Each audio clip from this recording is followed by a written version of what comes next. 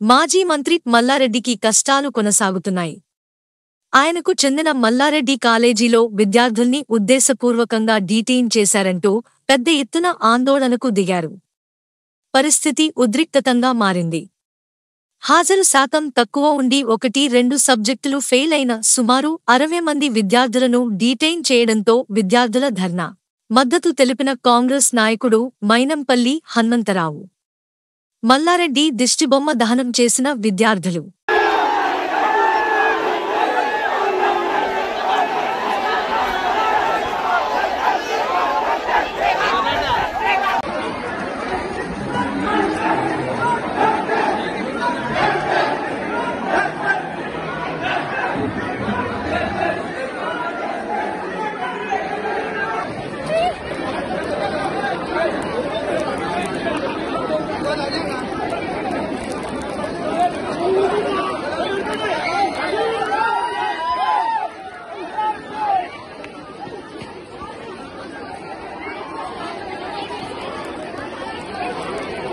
First year లో ఒకటే subject ఆపేసి థర్డ్ ఇయర్ కి పోకుండా ఆపేస్తున్నారు.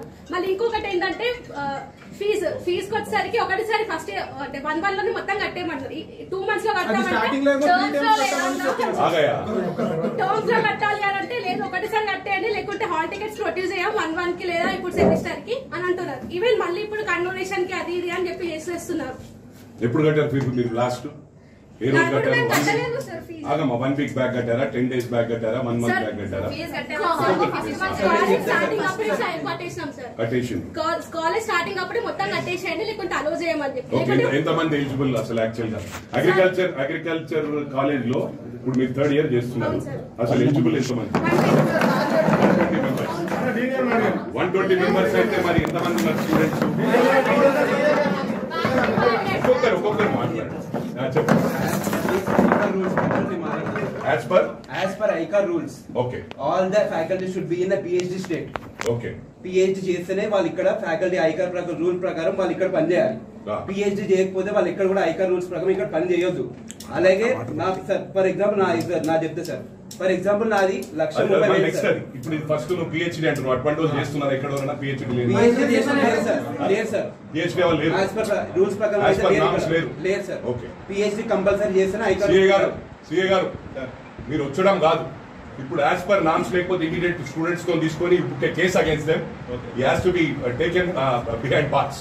This is very serious. ఎందుకంటే ఎక్కడ కూడా మీరు ఇమీడియట్ వచ్చిండ్రు, మరి ఎవరు చెప్తే వచ్చిండ్రు? ఆగండి, మాట్లాడకండి, డోంట్ ఇంటరప్ట్. అరే నేను మాట్లాడి ఇప్పుడు మనం డిసిప్లిన్ లేకపోతే ఎట్లా? మనం తప్పులో రావద్దు. Let me speak.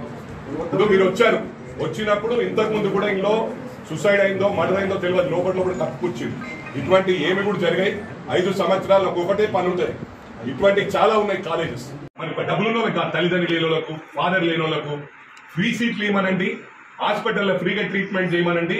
మేము ఈ ఏరియాలో చూస్తా ఓ సోషల్ వర్కర్ ఉంటా, అతని కోసమే అతనికి ఒక చౌకీదారులా పనిచేసి ఎవరిని పోటీ చేయకుండా ఫ్యూచర్ గా యునానిమస్ గా ఆయన బతికినంత కాలం, ఆయన కొడుకులు బతికినంత కాలం, ఆయన బతికినంత కాలం కాదు, కొడుకులు మన్మరాళ్ళు కూడా బతకొచ్చు. పాలు పూల కాడికి వచ్చి అలా ఎన్నో లక్షల కోట్లకు వెళ్ళిపోయాడు కాబట్టి బతికినంత కాలం ఆయనకు డబ్బులు అవసరం లేదు, ఫ్రీగా చేయమను.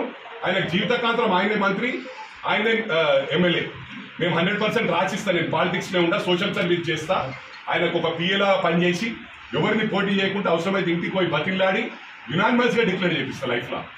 ఇది నా పర్సనల్ రిక్వెస్ట్. ఇలా మరి నేను HOD గారిని అడుగుతా ఉన్నా, BC గారిని అడుగుతా ఉన్నా, పిల్లలకు న్యాయం చేస్తే will move out from here. వాళ్ళకి ఏమి అవుతుంది మనకు. ఇప్పుడు మీ డిస్కషన్ అంతా రాగమ్మా, మీ పురుగులకు రాకుండా నేను చూసుకుంటా. నేను మీకు మాట ఇచ్చిన, మీకు స్టూడెంట్స్ ఎలాంటి ప్రాబ్లం లేకుండా BC చెప్పిన పేరెంట్స్ ని మాట్లాడతాము. ఇప్పుడు BC గారు ఫస్ట్ మీకు న్యాయం అయితే పేరెంట్స్ మాట్లాడే అవసరం కూడా లేదు. ఇన్ని రోజులు